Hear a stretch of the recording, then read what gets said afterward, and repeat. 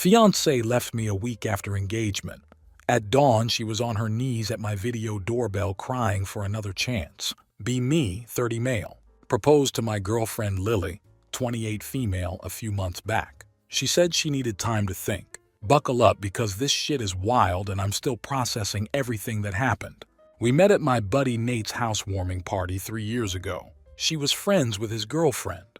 I remember thinking she was completely out of my league, but we hit it off and started dating. First 2 years were awesome. We traveled, had all our inside jokes, the works. About 8 months in, I got her this orange tabby cat named Oliver. She went nuts over him. Put him in a small box with a blue ribbon around his neck. When he popped out of the box, she thought it was the cutest thing ever. Pulled me into a hug. That cat became our baby. We'd spam each other with pics of him doing dumb cat stuff all day long. Last year we moved in together. Everything seemed perfect. We talked about our future together. Kids, house, the whole deal. She started dropping these massive hints about marriage. Instagram posts of rings, wedding TikToks, always talking about which of her friends got engaged. So I saved up 3 paychecks, got this princess cut ring I thought she'd love, made reservations at Giovanni's, this Italian place she'd been talking about forever, invited our closest friends to show up after for a surprise celebration. I was nervous but excited too. But when I got down on one knee and asked her to marry me, she just stood there with this weird look on her face. "I need time to think about it," she finally said. The whole restaurant got quiet. I felt like a complete idiot kneeling there holding the box. In the car ride home, she finally spoke up. "The ring isn't exactly what I wanted. I showed you the one from Cartier with the bigger diamond. And Giovanni's? It's not exactly romantic, Tom." "Yeah, that's me, BTW. I should have mentioned that earlier." I was confused as hell. She'd literally sent me pics of this exact style ring, and she was the one who kept talking about Giovanni's. But I tried to be understanding. "I can exchange the ring if that's the issue," I told her. "It's not just the ring," she said, staring out the window. "I just think we should wait a bit longer, make sure we're really ready." When we got home, she went straight to bed. Didn't even want to talk about it.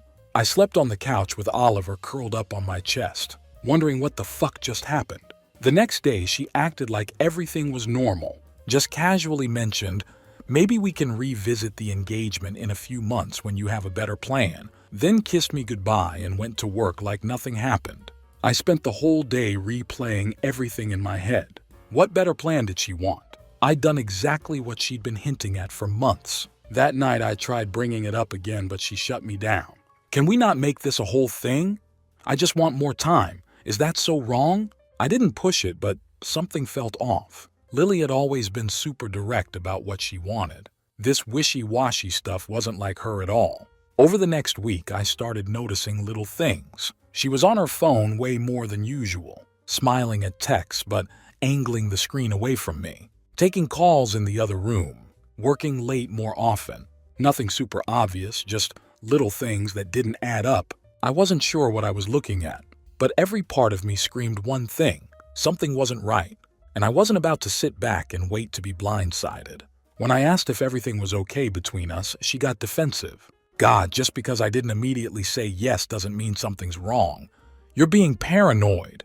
Maybe I was, but I couldn't shake this feeling in my gut that something wasn't right. Then things got weird. I was scratching Oliver one night when Lily's phone lit up on the coffee table.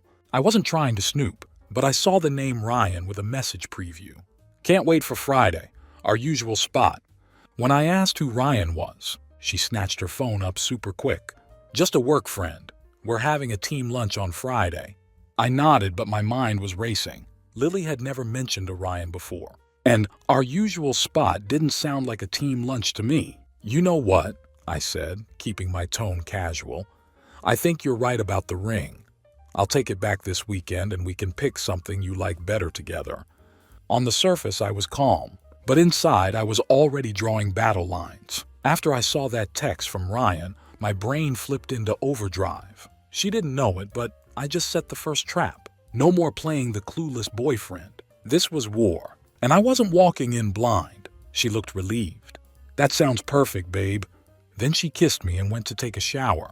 I sat there on the couch with this sick feeling in my stomach, trying to figure out what the hell she was up to. The next day, I texted my best friend Nate. Need to talk, it's about Lily. We met up for beers and I told him what happened.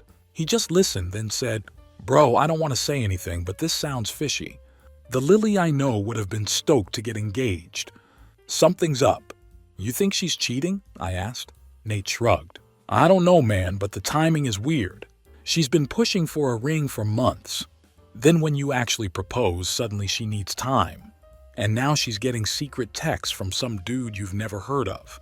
When he laid it out like that, it did sound bad. But this was Lily. We'd been together for 3 years, lived together, had a cat together. She wouldn't just throw that all away, would she? "What should I do?" I asked him. "Keep your eyes open," Nate said. "Don't accuse her of anything yet, but maybe pay attention to the signs." So that's what I decided to do. Keep my eyes open. Try to figure out what was really going on. I had no idea what I was about to discover. I decided to work from this coffee shop near our apartment. Lily never goes there, says their coffee is overpriced. So I figured it was a safe spot to focus without bumping into her. I was in the corner with my laptop wearing headphones, but not playing anything, when I heard familiar laughter. I looked up and saw Lily walking in with her friend Zoe. They didn't notice me because of this big plant next to my booth. I was about to call out to them when I heard my name. They sat at the table right behind me and Lily was talking about something that caught my attention. "He really thought I'd say yes just like that," Lily said, her laugh sharp and mocking. Not her usual laugh, the one that used to be soft and warm. No, this was something else. Cold, mean. Like she was laughing at a joke only she understood. Zoe chuckled but looked uneasy. "So what's your plan now? You can't keep this up forever." Lily leaned back in her chair, sipping her latte like she had all the time in the world. "Please, Tom's not going anywhere. He's so eager to lock me down. He'd probably propose with a candy ring if I asked. I got him wrapped around my finger. I just have to keep stringing him along until the timing's right." Zoe hesitated. "And Ryan?" Lily's eyes gleamed. "Ryan is worth the wait. He's not some average paycheck like Tom. He's a real man with real potential. Once his situation is sorted, Tom's done. I'll drop him like last season's shoes." She laughed again, sharp and satisfied. "He'll probably cry into his cat or whatever sad, really." My stomach turned. Oliver, our cat, wasn't just a pet. He was family, and she was using him as a punchline. Zoe lowered her voice. "But what if Tom proposes again before you're ready to make your move?" Lily shrugged like it was nothing. "Then I'll do what I have to. I'll say yes, fake it for a while, and dump him later. By then, Ryan and I will be set. It'll be messy, but whatever. It's not my problem if Tom's heart gets crushed. That's on him for being so clueless." Zoe looked uncomfortable, but Lily didn't seem to notice or care. She was too busy basking in her own confidence, acting like she was the queen of some game, where I was nothing more than a pawn. "Tom's sweet, but let's be real," she added, laughing under her breath. "He's just a safety net. Nice to have, but not something you actually need when you're ready to upgrade." The words hit harder than any punch. I felt like I was watching a stranger, someone I thought I knew but clearly didn't. "That seems harsh," Zoe replied. "After all this time together." "Please," Lily scoffed. "You know as well as I do that this was never the end game. Tom was always transitional." "Transitional? What the fuck did that even mean?" They changed the subject after that, talking about some office party. I heard a male name mentioned, Ryan, I think, but couldn't catch the details as they got up to leave. Zoe lingered for a second, her gaze sweeping the room and landing on me. She caught me sitting there. Her eyes widened slightly, like she wasn't sure if she recognized me or not. She hesitated, then walked past, but not before whispering under her breath, "You deserve better." I didn't react, just met her eyes and said quietly, "I already know." Her face crumpled for a moment, like she wanted to say more, but Lily was already calling her name. Zoe gave me a small apologetic nod before following her out the door. When they finally left, I sat there for a long time, trying to process what I just heard. Lily was planning something that involved stringing me along. Then what? Dumping me? Cheating? And who was this Ryan person from work? I had more questions than answers. But one thing was clear. The woman I thought I was going to marry was keeping major secrets from me. I texted Nate. "Dude, you were right. Just overheard something weird.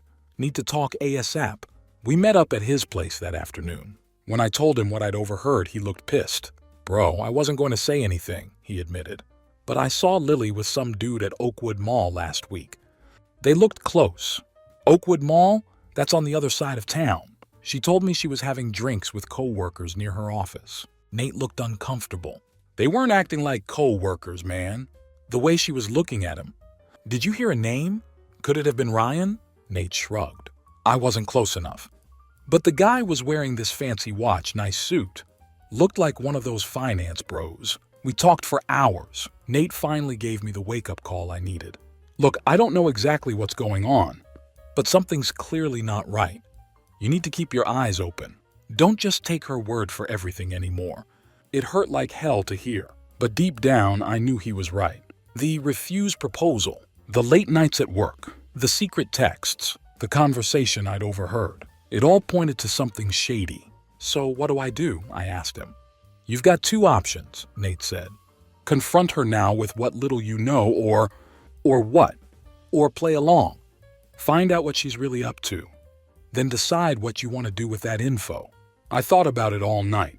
Could I really pretend everything was fine while trying to uncover what Lily was hiding? Emotions? Yeah, they were there, clawing at me. But I wasn't about to let them take me out. Not yet. Time to armor up, keep my head cool, and play the game better than she ever could. If she wanted to treat this like a battlefield, I was ready for war, and I planned to win. The next morning, Lily asked if I was ready to go ring shopping that weekend. I smiled and said sure. I'd found a few options at Cartier to look at. She looked so happy, kissed me hard, and said I was the best. I've never felt so hollow in my life. But I'd made my decision. I needed to know exactly what I was dealing with, how deep this thing went, whether there was anything left worth saving. Nate thought I was being too cautious, said I should just confront her and get it over with. Maybe he was right. But after 3 years, I needed to understand what happened to us. Because if I just confronted her, she wouldn't tell the truth anyway. So I decided to play the perfect boyfriend for a while.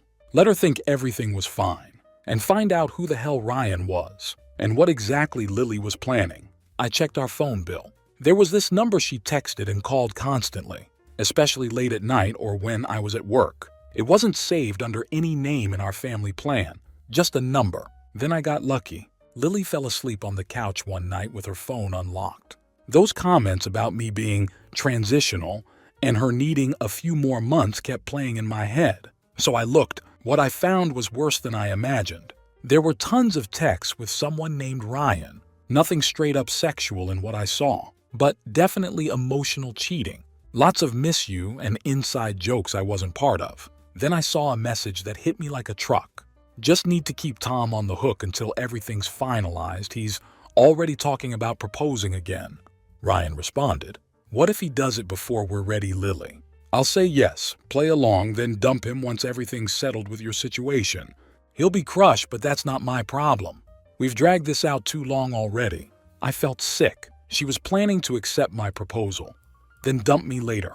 What kind of twisted game was this? And why? I kept scrolling and pieced together more of the story. Ryan works at Lily's company in some higher-up position. There were references to his situation that needed to be finalized before they could be together openly. I'm guessing he's either married or there's some company policy against them dating. The worst part, they were planning a trip to Miami next month. The same week Lily told me she had a work conference. She was literally going to be on a beach with this dude. While I was at home planning our future, I wanted to confront her right there. Just wake her up and end it. But something stopped me. If I confronted her too soon, she'd twist it, turn it into a sob story, gaslight me, deny, deflect, and maybe even delete the proof before I could show anyone. She was already planning to play me. If I gave her a heads up, she'd just get better at hiding it. I wasn't about to give her that advantage. No, I needed undeniable evidence. A plan. Something that would leave no room for her lies. She wanted to control the game, but I was about to flip the board. So I took screenshots of everything, then carefully put her phone back. The next day I called Nate. He came over while Lily was at work. With Ryan, I'm guessing.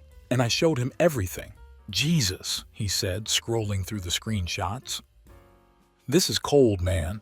She's been playing you this whole time. But why? I asked. Why not just break up with me? Why make me go through another proposal just to humiliate me later? Nate thought about it. From these texts, it sounds like this Ryan guy is her real target, but he's not available yet. You're just her backup plan until he's free. The backup plan. The safety net. The fucking transition guy. You need to be smart about this, Nate said after a while. She's planning to blindside you. Why not return the favor? I'm not normally a vengeful dude, but something in me snapped after seeing those messages. The way she talked about me, the future they were planning while I was saving for our future. Yeah, I decided to play the long game, so I kept pretending everything was fine. I talked about our future, started planning a second proposal. All that while I was getting my shit together. Moved half our savings to a new account she couldn't access. Started looking for a new apartment. Documented everything in case she tried to turn our friends against me later. I also did some digging on Ryan. Turns out he's the marketing director at Lily's company, her boss's boss. And guess what? He's married with 2 kids. His situation that needs finalizing is apparently his divorce, which according to their texts has been almost done for months. The hardest part was acting normal. Every time Lily kissed me or talked about our future, I had to resist the urge to call her out. Every time she said she was working late, she was with him. I just said, "Miss you, babe," and brought her favorite takeout when she got home. Oliver's been my wingman through it all. He's the only one who didn't lie to me. You can tell a lot about people, but cats? They're always straight with you. That cat watched me with these sad eyes when I was alone in the apartment, like he knew his family was about to break up. I'd already decided I was taking him when I left. Lily didn't even clean his litter box. Just posted cute pics of him on Instagram for the likes. Oh, and I found something else interesting. Nate's cousin works at the same company as Lily. Turns out Ryan's wife doesn't know he's planning to leave. He's been telling Lily the divorce is almost final for months, but he hasn't even filed the paperwork yet. He's playing her just like she's playing me, so I waited, gathering more evidence, planning my exit. Lily thought she was so clever, that I was just her oblivious backup plan while she secured her upgrade. She had no idea what was coming, and I wasn't about to tip my hand early. If she wanted to play games, I'd play along. I let her lead the way. Let her think she was in control, which is how I ended up at Cartier, smiling like the perfect boyfriend while she tried on diamonds. But that ring shopping was a special kind of hell. Lily tried on about 20 different rings, finally settling on this massive rock that cost more than my car. I smiled and said it was perfect, that she deserved the best. She was practically glowing, kept kissing me in the store. "I can't wait to tell everyone," she said on the way home. "Zoe is going to be so jealous." I bet she will be, I thought, especially when she finds out what's really going on. The sales guy said the ring would take 3 to 4 weeks to size properly. Perfect timing, I told Lily. That'll give me time to plan a proposal you'll never forget. She loved that, started throwing out ideas, maybe on the beach or at that rooftop restaurant downtown. I just nodded along, saying they were all great ideas. That night she was extra affectionate. The whole time I was thinking about those texts to Ryan, how she was planning to accept my proposal, then dump me later. It took everything in me to play my part. Speaking of Ryan, I learned more about him from Nate's cousin. Ryan has been with the firm for 5 years, heads the marketing department, and has a reputation as a player. He's been telling Lily he's almost divorced, but in reality, he hasn't even started the process. His wife thinks they're working on their marriage. They even went to couples therapy last month. Lily has no idea she's being played. Part of me wanted to tell her, watch her world collapse like mine did. But that would ruin my plan, so I kept quiet, kept playing the adoring boyfriend. A few days later, Lily mentioned her work conference in Miami next month. "I'll miss you so much," she said, not meeting my eyes. "But it's a big opportunity for my career." "I'm proud of you," I told her. "Maybe I can fly down for the weekend to surprise you." The look of panic on her face was priceless. "No. I mean, we'll be in meetings the whole time. You'd be bored and I'd feel guilty for ignoring you." "You're right," I said. "I'll just plan something special for when you get back." She relaxed instantly. So predictable. I've been laying it on thick with the romance stuff. Left my laptop open one night with a custom jeweler's website, one fancier than Cartier. When Lily saw it, her eyes went wide. "What's this?" she asked. "Damn, it was supposed to be a surprise," I said. "I know we picked the Cartier ring, but I was thinking of getting something custom made. something unique just like you. She practically melted, told me I was the sweetest guy ever, how lucky she was. Then she texted someone while I was brushing my teeth, Ryan no doubt, updating him on how well her plan was working. The next day I checked our joint account. She withdrew $2,000. Shopping with the girls, she claimed. Yeah, right. Probably buying new bikinis for Miami with Ryan. I don't even care about the money anymore. I've moved most of my savings already. What I care about is how easily she lies to my face, how she's planning to string me along, letting me spend thousands on a ring, planning a proposal, all while she's setting up her new life with Ryan. Nate thinks I'm taking it too far. Just confront her and be done with it, he told me. This whole charade is messing with your head. Maybe he's got a point, but every time I thought about walking away, that text hit me like a punch. I'll say yes, play along, then dump him once everything's settled with your situation. He'll be crushed, but that's not my problem. Nah, I was seeing this through. If she's planning to humiliate me, she's got another thing coming. I'm setting the stage for the second proposal next month, right after her Miami trip. Deposits are down, invites sent to friends and family. Everyone's hyped, especially her parents who've always thought I was the perfect guy for their daughter. She thinks she's going to enjoy her secret vacation with Ryan, then come back to her safe, reliable Tom, who's planning the perfect proposal. She has no idea what's actually waiting for her. When she left for her work conference in Miami, kissed me goodbye, promised to call every night. The whole act. I played my part, helped her pack, drove her to the airport, told her how much I'd miss her. The minute she was through security, I went into action. I'd been planning this for weeks, and now it was go time. I moved all my essential stuff to my new apartment. Not everything. That would have been too obvious when she got back. Just the important things. Documents, family stuff, electronics, and of course, Oliver. Got him set up at the new place with all his favorite toys. Then I activated the nuclear option. Remember Ryan's wife, the one who supposedly was nearly divorced but actually had no idea? I found her on Facebook weeks ago, but hadn't made contact. Now I sent her everything. Screenshots of texts between Lily and Ryan, their Miami plans, the entire timeline of their affair. Everything, she responded within hours. Was devastated but grateful to know, said Ryan had done this before, that they were in counseling because of his last affair. She asked for my number and we actually talked for almost 2 hours. Turns out Ryan had told Lily he was loaded. But the truth is, his wife Vanessa has all the money, family wealth. She's a corporate lawyer. The house, the cars, the fancy vacations, all hers. But here's where it gets interesting. Vanessa decided she was done. While Ryan was in Miami with Lily, she cleared out their bank accounts, changed the locks, and had divorce papers ready to serve him the minute he got home. But she wanted to coordinate with me for maximum impact. These cheaters deserve each other, she told me. But they also deserve to know exactly what they're getting. So we made a plan. Ryan and Lily were coming back on Sunday. I still had the second proposal set up for Tuesday night. But this wasn't just a plan. It was an ambush, meticulously laid out like the final move in a high-stakes chess game. Every piece was already in place. Timing, precision, execution. Lily and Ryan wouldn't know what hit them until the trap snapped shut. By the time they realized what was happening, it would be too late. Game over. I booked a private room at the Reserve, the fanciest restaurant in the city. All our friends and family were going to be there to witness my proposal.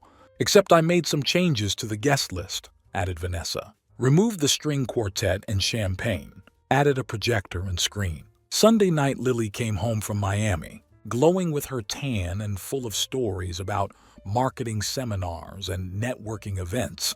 She showed me some generic hotel pictures, like I was an idiot who wouldn't recognize a romantic getaway. I just smiled and said I was glad she had a good time. I missed you so much, she lied. Work trips are so exhausting. Well, get some rest, I told her. We've got a big night on Tuesday, a celebration. Her eyes lit up. The proposal? I nodded. I want to do it right this time, the way you deserve.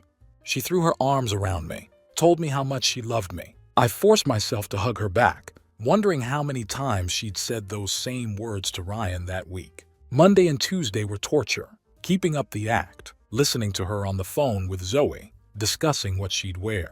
how she'd act surprised. All while I was finalizing things with Vanessa and Nate. Tuesday evening finally arrived. I told Lily I needed to go to the restaurant early to make sure everything was perfect. She said she'd meet me there. Zoe was coming over to help her get ready. What Lily didn't know was that I'd timed things specifically. Ryan was supposed to be at a late meeting according to their texts, but would actually be receiving divorce papers at his office around 6 p.m. Vanessa made sure of it. I got to the reserve early. The manager knew the real deal. Nate's brother works there and helped set everything up. The private room was ready, but not with rose petals and drinks. Instead, there was the projector, screen, and enough chairs for everyone. Our friends started arriving around 7 o'clock. I told them there was going to be a surprise, but not what kind. They all thought they were there for a proposal. Even Lily's parents came. They'd always treated me like a son. At 7:30, Lily arrived, looking stunning in a new dress, probably bought with that $2,000 from our joint account. She seemed confused by the room setup, but I guided her to a seat in the center. "What's going on?" she asked, noticing there was no romantic dinner table, just chairs facing a screen. "You wanted a proposal I'd never forget, so that's what I planned." Then Vanessa walked in. Lily didn't know her, just looked confused. Nate started the projector, and there it was, a slideshow titled The Real Lily and Ryan Story, beginning with their texts about me. The ones where she explicitly said, "I'll say yes, play along, and dump him once everything's settled." It continued with their Miami pictures. Yes, Vanessa had access to Ryan's cloud, and ended with screenshots of Lily withdrawing money from our joint account to pay for it all. Lily's face went from confusion to horror to rage. She lunged for the projector, but Nate blocked her. "What the fuck is this?" she screamed. "Who are all these people?" "These are our friends," I said calmly. "The ones you were going to celebrate our engagement with. And this," I gestured to Vanessa, "is Ryan's wife. Not ex-wife, current wife." Lily looked like she'd been slapped. "You're lying. They're getting divorced. He showed me the papers." Vanessa stepped forward. "The only divorce papers are the ones he received an hour ago. And trust me, he's not getting a dime. As for us," I continued, "I think it's clear there won't be a proposal tonight, or ever." That's when Lily lost it, started screaming that I'd set her up, that I'd invaded her privacy, that I was a controlling asshole. Our friends just sat there in shock, watching the slideshow repeat with new images. Lily and Ryan together. Her messages to Zoe about how she was just stringing me along until Ryan was available. Then came the text that broke her. "Of course I don't love Tom anymore. He's just my safety net until you're ready. Then I'll break his heart. I enjoy being a heartbreaker." Her parents looked devastated. Her mom was crying. Her dad couldn't even look at her. "You ruined everything," she screamed, mascara running down her face. "No, Lily, you did that all by yourself." She tried to turn our friends against me, claiming the texts were fake, that I was manipulating everyone. But then her phone pinged. A text from Ryan. "Lily, we need to talk. Vanessa knows everything. She's leaving me. I need a place to stay." I read it fast, glancing at her phone. The timing couldn't have been more perfect. Lily's face just crumpled as she read it. She knew it was over. The manager came in because of the yelling. I apologized, paid the bill for the room, and told everyone they were welcome to stay for dinner on me. But I had somewhere else to be. As I walked out, Lily grabbed my arm. "Tom, please," she begged. "We can work this out. I made a mistake. I love you." I just looked at her. "You loved what I could provide. There's a difference." "What about Oliver?" she asked, like the cat was her last bargaining chip. "He's happy at my new place," I said. "And trust me, he won't miss you. You only cared about him for the Instagram likes anyway." Then I walked out, leaving her standing there, caught between our friends, her parents, and Vanessa. Heard later she tried to follow me, but her own dad shut that down. Told her she needed to stay and deal with the mess she'd made. Walking out of that room felt like dropping a weight I didn't even realize I'd been carrying. The silence behind me was louder than her screaming could ever be. For the first time in months, I felt free. No more second-guessing. No more pretending. No more walking on eggshells. Just me, my dignity, and Oliver waiting for me at home. Last I heard, Ryan and Lily are still together. But it's far from the fairy tale they thought they'd have. Ryan's divorce went through, but Vanessa wrecked him financially. The prenup plus proof of his cheating meant he walked away with basically nothing. Now he's stuck living in Lily's crappy studio apartment, working at a car dealership after his old company fired him for the office affair. Lily tried damage control for weeks, called and texted from different numbers until I had to get a restraining order, showed up at my work twice, crying about how sorry she was, how Ryan had manipulated her. Security had to escort her out both times. The most pathetic part? She actually posted everywhere that she'd been financially abused and needed help getting back on her feet. Posted this whole story about how I'd controlled all our money and left her with nothing. It got shut down after Zoe and several other friends commented with the truth. She eventually reached out to my mom. They'd been close, begging for help getting in touch with me. Mom told her, "You made your choices. Now live with them." Actually, shit got even crazier. Just the other day, I was at home relaxing when my intercom started blowing up like crazy. Checked the camera. Lily looking like a wreck, screaming my name. I didn't move, just watched as she slammed the buzzer over and over like a lunatic. "Tom, I know you're up there. Just talk to me." She was shrieking so loud the neighbors started coming out. I let her keep making a fool of herself for a minute, before finally pushing the talk button. "Leave before I call the cops." My voice was calm, bored even. "You've ruined my life," she wailed. "Ryan is cheating on me. He never loved me. I made a mistake. Please just let me up so we can talk." I almost laughed. "That sounds like a you problem, Lily, not mine." She started full-on sobbing right there in front of my building. "Everything's falling apart. I lost my job. We're getting evicted. I have nobody left." For half a second, I almost felt bad. Almost. Then I remembered those texts. How she planned to string me along, humiliate me, leave me broken.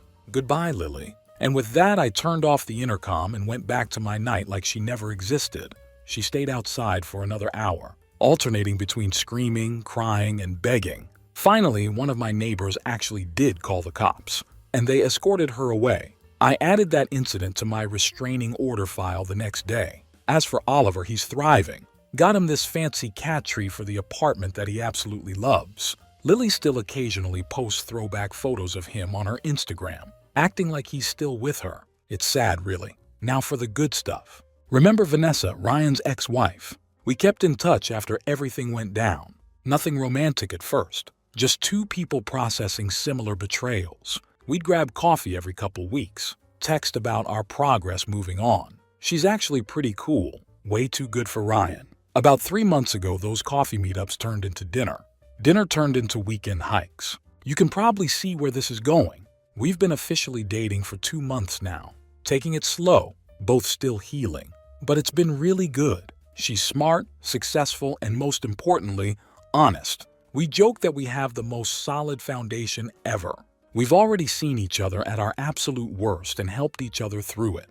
Nate, my buddy who helped with the restaurant plan, thinks it's poetic justice. The two people they screwed over found happiness together, he said.